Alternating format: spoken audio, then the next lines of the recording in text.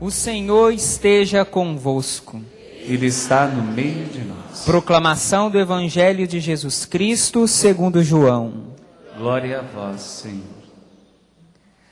Naquele tempo, Jesus ergueu os olhos ao céu e rezou dizendo: Pai Santo, eu não te rogo somente por eles, mas também por aqueles que vão crer em mim pela sua palavra, para que todos sejam um, como tu, Pai, estás em mim e eu em ti, e para que eles estejam em nós, a fim de que o mundo creia que tu me enviastes. Eu dei-lhes a glória que tu me destes, para que eles sejam um, como nós somos um. Eu neles e tu em mim, para que assim eles cheguem à unidade perfeita, e o mundo reconheça que tu me enviastes e os amastes, como me amastes a mim. Pai, aqueles que me destes, quero que estejam comigo onde eu estiver, para que eles contemplem a minha glória, glória que tu me destes, porque me amastes antes da fundação do universo. Pai justo, o mundo não te conheceu, mas eu te conheci, e estes também conheceram que tu me enviastes. Eu lhes fiz conhecer o teu nome, e o tornei conhecido ainda mais, para que o amor com que me amastes estejam neles, e eu mesmo esteja neles. Palavra da salvação. Hoje nós recebemos de Paulo uma grande lição para os dias atuais. Recebemos de Paulo, da esperteza de Paulo, um grande ensinamento. A primeira leitura vai nos contar a determinada situação onde Paulo estava sendo acusado por dois grupos que se uniram para acusar Paulo, que se uniram para perseguir a Paulo. A primeira leitura vai contar de Paulo enfrentando um grupo unido para perseguir a Paulo. Mas, na verdade, essa união era falsa, era superficial. Eram dois grupos, os fariseus e os saduceus. Todos os dois grupos unidos para perseguir Paulo. Só que Paulo era esperto, sabia quem ele estava enfrentando. Soube usar toda a esperteza humana, toda a sabedoria humana em favor da sua missão. Porque a inteligência e a sabedoria humana não são contrárias à evangelização e à proclamação do nome de Jesus. Paulo uniu inteligência e esperteza para continuar a sua missão. Paulo, quando percebeu que estava sendo acusado por esses dois grupos, Paulo lançou mão da identidade dele como filho de fariseu e da fé que ele professava na ressurreição. E o que aconteceu? O grupo que estava unido para perseguir Paulo vai ficar dividido, porque os fariseus eram contrários aos saduceus. Os fariseus acreditavam na ressurreição, os fariseus acreditavam que existia anjos e espírito. Os saduceus não. Os saduceus não acreditavam na possibilidade da ressurreição, nem que existia anjo, nem que existia espírito. Mas foram capazes de se unir aos fariseus para perseguir Paulo. Paulo vai fazer o quê? Sabendo que um reino dividido não persiste, não perdura por muito tempo, não permanece de pé por muito tempo, Paulo vai dizer: ô irmãos, eu que sou filho de fariseu, que professo a minha fé na ressurreição. E aí quando ele diz que ele é filho de fariseu, cresce a atenção dos fariseus, não é? E quando ele diz que ele acredita na ressurreição, desperta a ira dos saduceus. Então o que vai acontecer a partir daquele momento? Quando Paulo consegue perceber aquilo que dividia aquele povo. Paulo foi direto na realidade que dividia os dois grupos, que separava aquela união que tinha sido realizada para persegui-lo. E aí começa, e é o próprio texto que vai dizer: apenas falou isso e a assembleia se dividiu. Paulo apenas precisou dar essa declaração: eu sou filho de fariseu e eu acredito na ressurreição dos mortos. E aí aconteceu o quê? A assembleia foi dividida. Você já experimentou alguma vez lá no seu trabalho, na sua casa, que bastou você falar aquilo para que começasse a divisão dentro de casa? Só foi tocar naquele assunto e aí tudo foi por água abaixo. Estava tudo indo tão bem, o jantar estava ótimo, final de semana estava tranquilo. Mas tocou naquele ponto, como o evangelho, como a primeira leitura vai dizer, apenas falou isso e a assembleia se dividiu. Depois ele ainda vai dizer, houve então uma enorme gritaria. Um bom discernimento para a gente saber se existe união ou não na nossa casa, sabe qual é? O grau de gritaria lá da sua casa. Uma casa que grita muito é uma casa que não está muito unida. Ih, padre, então tá feia a coisa lá em casa, né? Que a gente já se cumprimenta gritando, né? Quando a gente está perto, próximo, não tem necessidade de grito.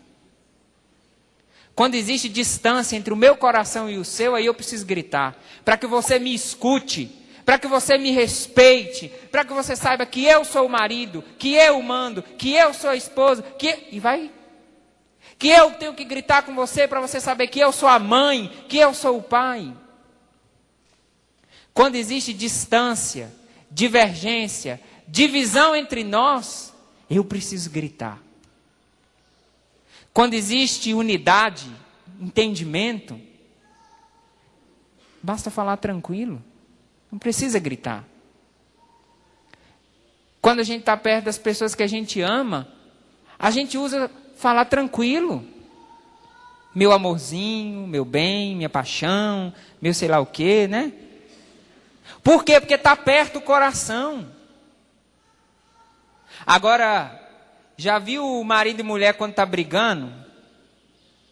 Marido e mulher quando está brigando fala, né, assim, ô meu amor, ô bem, não vai dar para a gente ir, não estou querendo. Não é assim, não é? É na base do grito, não é? Já começa a divergência, já começa a divisão. Quando toca naquele ponto, eu não sei qual é o ponto lá da sua casa. Aqui foi a divergência por causa da ressurreição entre os fariseus e os saduceus.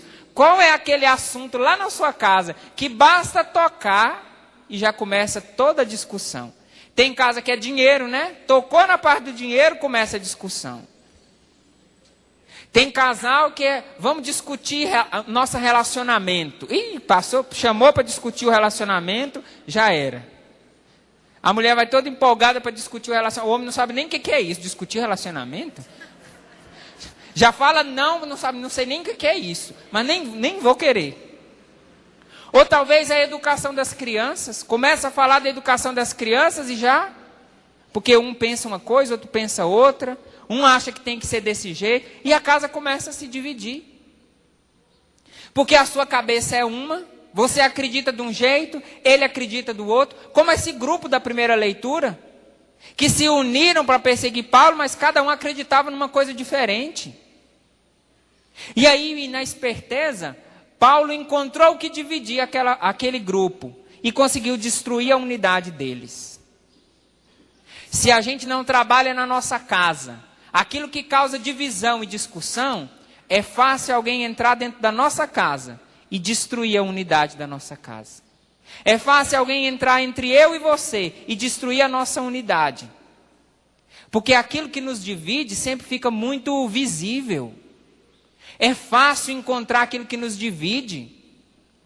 Se a gente não resolve, se a gente não entra em unidade, fica fácil destruir a nossa casa. O nosso casamento, o nosso relacionamento com os nossos filhos. Porque diferença, gente, sempre vai existir. Você não vai encontrar nunca um ser humano igual ao outro. Ai, queria tanto uma esposa, mas eu queria que ela pensasse do jeito que eu penso. Que ela gostasse das cores que eu gosto, do time que eu gosto, do jeito... Vai morrer solteiro, não vai? Ah, mas eu queria aquele maridão que gostasse de ficar comigo, de ir para o salão de beleza junto comigo, de comprar... Não vai nunca achar. Um maridão que gostasse de ir comigo para as compras no shopping, não vai achar. Que ninguém aguenta sair com mulher para ir no shopping comprar, que demora demais. Vai para comprar um sapato, anda em 400 lojas, olha, a hora que você pensa que ela vai comprar, ah não, vamos voltar lá na primeira que eu vou, vai comprar sozinho então.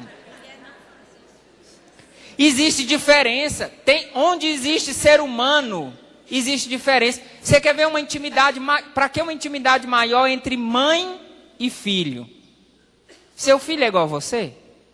Pensa igual a você? Gosta do que você gosta? Para que uma intimidade maior do que essa? Mãe e filho. E se até aí existe diferença, por que nas nossas famílias, que vem um esposo de um determinado lugar com determinada criação, uma esposa de outro lugar com determinada criação, vão gerar outros filhos, e a gente não quer que exista diferenças? A existência das diferenças dentro de um grupo é o que dá a esse grupo a capacidade de amadurecimento. A saúde de um grupo, de uma comunidade, de uma família, está ligado diretamente à capacidade de administrar as diferenças. Quanto casal por aí hoje em dia que se separa, por que se separou?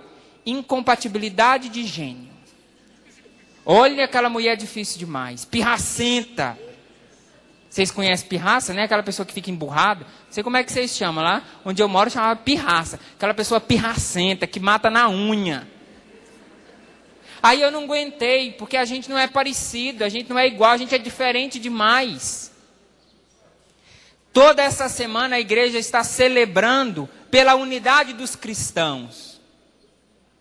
Celebrando pela unidade daqueles que professam a fé em Jesus Cristo como Salvador, e acreditam num Deus que é trino, Pai, Filho e Espírito Santo. O ecumenismo, a proximidade, a abertura para essa unidade é entre essas igrejas, que professam Jesus Cristo como Salvador, e que acreditam em Deus, que é Pai, Filho e Espírito Santo. Essa semana toda é a semana de orações pela unidade dos cristãos. Mas eu queria ir um pouco mais além. Porque a gente tem que rezar sim pela unidade dos nossos cristãos. Mas eu queria começar rezando pela unidade dos cristãos que moram lá na sua casa. Do povo que mora lá na sua casa, lá dentro da sua casa. Que come na mesma mesa, que vivem e dividem o mesmo salário, que andam no mesmo carro. Porque muitas vezes a divisão está lá dentro da nossa casa. E vai bastar alguém chegar com a pontinha do dedo e tocar lá, que já tem marido com a cara virada para a esposa. E eu ainda não descobri, mas eu estou pesquisando. Como é que um marido e a esposa conseguem ficar dentro de casa 3, 4 dias, dormindo na mesma cama, sem olhar um para a cara do outro? A criança vem, minha mãe mandou perguntar se você vai jantar. Fala para sua mãe que eu não quero, já jantei. Mãe, meu pai mandou falar que já jantou, que não quer. Vai lá e pergunta para ele onde é que ele jantou. Pai, minha mãe mandou perguntar onde é que o senhor jantou. Fala para ela que não é da conta dela. Mãe, meu pai falou que não é da... Aí fica filho parecendo bola de ping-pong, né? Por quê, gente? Porque o casal não soube administrar as diferenças. Sabe quando é que você vai encontrar um marido igual a você? Quando você casar com você mesmo. Porque não tem outra pessoa igual a você. Uma esposa igual a você. Você não vai encontrar. A capacidade de administrar as diferenças diz da saúde de um casal. Quem não sabe administrar a diferença fica sozinho então. Porque senão você vai dar trabalho para os outros. Existir diferença é saudável. Existir divergência é doença.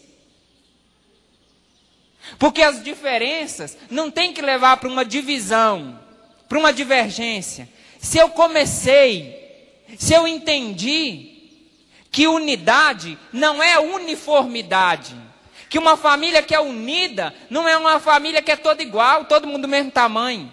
Imagina, todo mundo da mesma altura, todo mundo azul. Pai azul, mãe azul, filho azul. Parecendo aquele desenho dos Smurfs, né? Quando a gente era pequeno tinha os Smurfs. Todo mundo azul. Que coisa mais feia. Um pai que parece mãe. Deus o livre. Uma mãe que parece um pai. Um filho que parece pai. Um pai que parece filho. Que bagunça é essa? Que mistura é essa? Eu não sei se vocês acompanham os jornais que vão mostrando que cada vez mais existem homens e mulheres incapazes de administrar as diferenças, ao ponto do ex-marido não aceitar a separação e matar a ex-esposa. Vocês têm assistido o jornal mostrando essas coisas horríveis?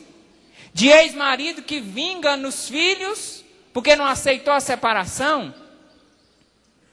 Gente, isso é incapacidade de administrar as diferenças. Isso é a incapacidade de administrar que você é diferente de mim, pensa diferente de mim. Imagina dentro de uma igreja que é universal, se não vai existir diferença, é claro que vai existir. O que não pode existir é divergência. Porque a divergência separa, a diferença não separa não. Já viu aquela história que os opostos se atraem? Uma lei física. Os opostos se atraem. Então o que nós precisamos aprender é administrar essa diferença. E aí a leitura do Evangelho vai nos ensinar. Na oração que Jesus está fazendo durante toda essa semana do Evangelho, que alguns dias atrás ele rezava ao Pai pedindo: Pai, cuida desses aqui que você me deu. E aí ele estava rezando pelos discípulos. Olha, Pai, você me deu esses por esse tempo, então eu estou pedindo por eles. Porque Jesus aqui, nesse momento, já estava se preparando para enfrentar a paixão, morte e ressurreição. Então ele estava rezando pelos discípulos dele, pelos 12 ali. Só que Jesus dá um passo a mais na oração dele, que é o começo da leitura de hoje. Quando Jesus vai dizer assim: Pai Santo, eu não te rogo somente por eles. Quem são eles? Os discípulos. Porque ele já tinha pedido pelos discípulos. Aí ele vai dizer: Pai Santo, eu não te rogo somente por eles, vírgula, mas também por aqueles que vão crer em mim pela sua palavra. Se eles são os discípulos, aqueles que vão crer em Jesus pela palavra, quem são? Eu e você. Olha que Jesus, no momento de oração com o Pai, rezou pela minha família e pela sua, pela unidade dos cristãos que estão lá em casa. Rezou pedindo para que nós vivêssemos a unidade. E a gente vai vivendo parecendo em casa uma torre de Babel, onde cada um fala uma língua, onde cada um arranca um pedaço do outro. Onde cada um tem o seu quarto, com a sua TV, com o seu carro, com o seu salário, com as suas coisas. Bom era o tempo que a família só podia comprar uma televisão. Aí todo mundo tinha que assistir o mesmo programa, né?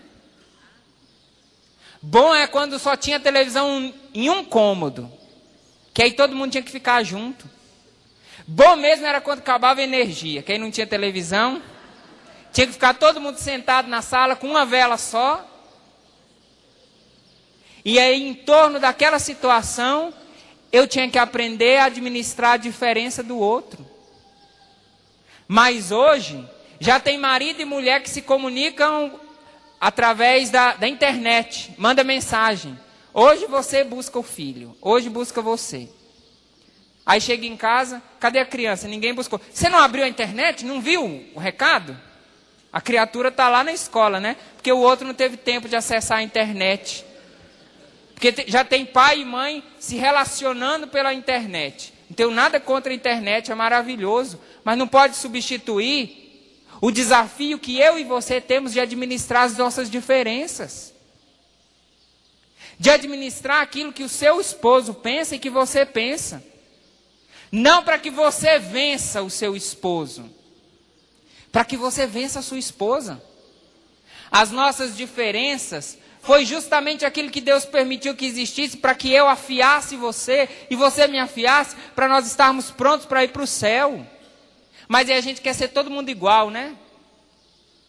A gente quer ter todo mundo a mesma medida, os mesmos direitos. Eu quero ter o mesmo direito do meu esposo. Quero receber o mesmo tanto, quero poder a mesma coisa. Quer tantos os direitos como o esposo, que passa a ser o pai da casa. E a casa fica sem mãe. Ah, não, mas eu quero ter o mesmo direito que a minha esposa. Tem tantos os direitos, vive tanto que a casa só tem mãe, falta pai. Quando Jesus rezou pela unidade, ele disse para que eles sejam um, como nós somos um. E como é que esse Deus é um, gente? Sendo Pai, Filho e Espírito Santo. A lição maravilhosa que a Trindade nos dá, de que Pai é Pai, Filho é Filho e o Espírito Santo é Espírito Santo, mas os três são um. Eu não vou nem perguntar quantos são lá na sua casa. Mas a vocação que a minha casa e a sua casa têm é de que sejam quantos forem, vocês sejam apenas. E isso não significa que você pensa de um jeito e seu pai vai pensar do outro. Também a sabedoria da igreja, que falando do ecumenismo, e eu vou aplicar para as nossas famílias, diz assim: é muito mais forte aquilo que nos une do que aquilo que nos divide. Nós começamos falando daquilo que basta tocar na sua casa e tudo vai por água abaixo. É aquilo que divide. E a igreja nos ensina que tudo aquilo que nos une é maior e mais forte do que aquilo que nos separa. Se tanto o pai pensasse nisso, não tinha tanta criança sem o pai ou sem a mãe dentro de casa. Porque esse filho é muito mais para unir vocês do que essa besteirinha de vocês. A história que vocês estão construindo é muito mais do que isso que você está pensando.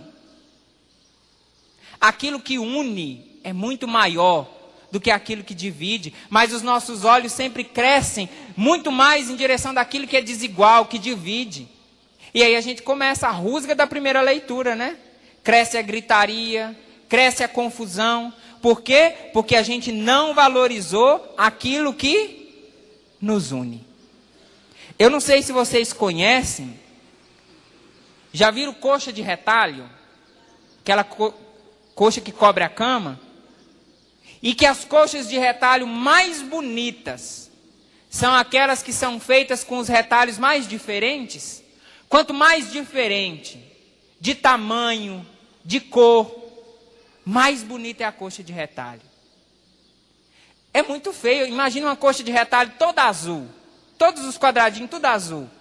Não é uma coxa de retalho, é uma coxa toda azul, não é? A beleza da coxa de retalho está na paciência da costureira de ir unindo cada uma das partes diferentes. E aí o resultado é uma coxa de retalho maravilhosa. Sabe por que a gente não tem contemplado a beleza da coxa de retalho da nossa casa? Faltou a paciência da costureira ou do costureiro de ir unindo as diferenças da nossa casa. É claro que o seu filho pensa diferente de você. Você só está há 30, 40, 50 anos na frente dele. E ele vai ser influenciado pelas realidades desse tempo. Então começa a costurar essas diferenças. Eu não estou dizendo para você engolir aquilo que é errado. Eu estou dizendo para você aprender a administrar o que é diferente, para não perder esse filho. Essa semana eu consegui ouvir algumas mães que estavam passando pelas dificuldades da casa dividida por causa da droga, do crack. Por causa dos filhos que não foram acolhidos, no caso dessas mães que eu escutei, não foram acolhidos, não foram aceitos nas suas diferenças e foram aceitos na diferença aqui no mundo. E o que é que o mundo deu para ele? Uma pedrinha dada. E agora ele vende as coisas de casa para conseguir essa pedrinha e a família está toda esfacelada. Se lá naquela casa tivesse um pai e uma mãe capaz de costurar as diferenças, eles não teriam que chorar cada um separado. Porque o pai bota a culpa na mãe. Você é culpada. Se você estivesse dentro de casa, se você fosse presente, e a mãe diz, o culpado é ele, porque meu filho não teve um referencial de homem. É a confusão da primeira leitura. Bastou tocar o dedo na ferida, começa um grupo a acusar o outro. Cuidado, pai e mãe. Se você acha que tudo de errado na sua casa é culpa do seu esposo, cuidado. Se você acha que tudo na sua casa de errado é culpa da sua esposa. Ou então você, bonitão, né? Que acha que os piores pais do mundo são os seus. E que a culpa é toda deles. Se a gente começasse a fazer das nossas famílias uma coxa de retalho. E já viu tanto que coxa de retalho é quentinha? É bom demais. Nesse tempo que está começando o frio, não é? Uma coxa de retalho. Mas para isso, a gente tem que ter a paciência de administrar as diferenças. Olha quantos anos você tem. É claro que vai ser diferente desse filho seu que agora é adolescente. Olha quantos anos você tem de casado, de casada. Aquilo que te une é muito maior do que isso que está te separando agora. A história que você tem, o tempo que você tem é muito maior do que isso que aconteceu para te separar agora. Que tal se você fosse a costureira da sua casa? O costureiro, filhos que aceitem costurar as diferenças entre pai e mãe. É semana de oração pela unidade dos cristãos? É sim. Então vamos começar pela nossa casa, rezando pela nossa unidade, para que não venha ninguém colocando o dedo naquele pontinho que vai causar divisão. E talvez você já tenha conseguido identificar que ponto é esse. É por esse ponto aí que a gente tem que rezar. É pela sua dificuldade, mãe, no relacionamento com essa filha.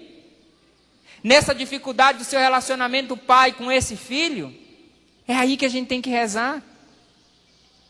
Porque se a gente não conseguir administrar as diferenças, existe um mundo aqui fora de boca aberta, doido para engolir o pedaço de retalho que a sua coxa não costurou e fazer dele pedacinhos. E fazer dele um bagaço. Pai, mãe, filho. As diferenças que existem dentro da sua casa são a medida certa para transformar vocês numa família feliz. Não numa família perfeita. Não numa família sem defeitos e sem diferenças, mas numa família feliz. Aonde é que está escrito que para a gente ser feliz, a gente tem que ser todo mundo igual? Já pensou que chato seria o mundo se todo mundo fosse igual? Todo mundo com a mesma voz? Todo mundo gostando de comer a mesma coisa? Todo mundo gostando de comer arroz e ovo, igual eu. Eu gosto de comer arroz e ovo. Imagina. Todo mundo, você chegava no restaurante, self-service. O que tem para servir? Arroz e ovo. Querida, você vai querer comer o que hoje? Arroz e ovo. Ai, vou fazer uma surpresa para o meu filho, vou preparar um banquete. Você vai servir o quê? Gente, que coisa boa, quando tem gente que gosta de carne, outros de arroz com ovo, outros de leite com café, outros de gente só com café, outros só com leite. Mas a gente fica o tempo todo procurando quem é igual a mim, porque a gente acha que só vai ser feliz com quem é parecido comigo. E o mais bonito é ver que Jesus procurou as pessoas mais diferentes. E fez a história da salvação um processo de costurar tudo aquilo que estava em retalho na vida para realizar a obra de salvação. Ele que aceitou ser o costureiro das nossas diferenças para salvar muitos. Que tal se a gente fizesse a mesma coisa lá dentro de casa? Ele fez com o mundo inteiro. Quem sabe a gente já possa começar com a nossa casa? Quem sabe a gente já possa começar desligando aquela televisão que está lá no segundo quarto, ligado no mesmo programa, Mas só porque você não suporta ficar sentado do lado de fulano, desliga a TV, vai para lá, senta junto com ele. Aceita estar perto, ouvir. Aceita administrar as diferenças. Tem muita gente perdendo a felicidade, porque não aceita aquele que é diferente. Eu não estou dizendo aceitar aquele que é errado, aquele que faz coisas, não. Estou dizendo a pessoa, eu não estou dizendo a situação errada. Porque por mais que seu filho pise na bola, que seu filho mate, roube, use droga, ele é seu filho. Imagina se todas as vezes que a gente aprontasse, Deus dissesse, você não é mais meu filho. Quantos de nós já estaríamos órfãos aqui? A começar do padre. Paternidade e maternidade não tem prazo de validade quando o filho pisa na bola. É hora de costurar. Feche os seus olhos agora. Pense em que ponto é aquele de divisão. Aquele ponto onde alguém pode chegar e encostar e logo, logo vai começar a divisão na sua casa. Imagina quantos pedaços já ficou o seu relacionamento com seu esposo, com seu filho. Tudo aquilo que está em pedacinhos. Tudo aquilo que está quebrado, rasgado. E imagina agora, aí de olho fechado, isso é oração. Imagina agora uma agulha com uma linha. E vai tentando costurar de novo. Costurar de novo significa perdoar essa pessoa. Dizer, olha, eu te perdoo. Olha, eu não entendo isso, mas eu te aceito, eu te acolho. Eu te acolho nessa diferença. Eu te perdoo, pai, mãe. Eu te perdoo, filho. Mais um pedacinho foi costurado. Do pai que viveu no adultério e agora renuncia a esse adultério e costura o pedaço que ficou de novo com a coxa dessa família. De uma mãe que não aguentou mais o peso e saiu de casa e agora volta e costura esse pedaço para criar a unidade dessa casa. Dessa sogra, desse sogro que implicou, que brigou. E que agora percebe que dividiu a coxa no meio. E uma coxa de retalho dividida no meio não cobre ninguém. Mas se esse retalho suporta a diferença do que está do lado, a gente mata o frio de uma família. Senhor, nessa tarde, ensina-nos a costurar os retalhos da nossa vida. Ensina-nos a costurar as diferenças da nossa casa. Me ensina, Senhor, como esposa, a costurar a diferença da brutalidade desse esposo. Me ensina, meu Deus, a aceitar as diferenças da minha esposa, dos meus filhos. Me ensina a ter coragem de assumir que eu errei. E nós queremos, Senhor, pedir a Tua graça para nessa tarde costurarmos as nossas histórias. Para nessa tarde, Senhor, voltarmos para casa com a disposição de costurar aquilo que foi dividido, de unir aquilo que foi separado, para juntos podermos cobrir a nossa família, para que ela não sinta frio, para que ela esteja protegida. Vai ficando de pé, com a mão no seu coração. Lembra lá de casa agora, daqueles que você deixou, daquelas situações que precisam ser resolvidas. Fecha o seu olho agora. E junto com essa música, reza. Reza por essa proposta. E vai imaginando essa linha que vai costurando. Pessoas, famílias costuradas, que foi retalhada por causa de herança, por causa da droga, por causa do adultério. E agora Deus te dá a oportunidade de restaurar, de reconstruir, mas não a partir do outro, mas a partir de você. seja é o que eu quero mais. Que seja é o que eu quero mais. O meu amor é o que os torna capazes. É o que os torna capazes. Que seja é o que eu quero mais. Que seja é o que eu quero mais. O meu amor é o que os torna capazes. Sem medo algum, sem medo algum, se ame mais. Sem medo algum, se ame mais. O meu espírito é quem age e faz. Sem medo algum, sem medo algum, se ame mais.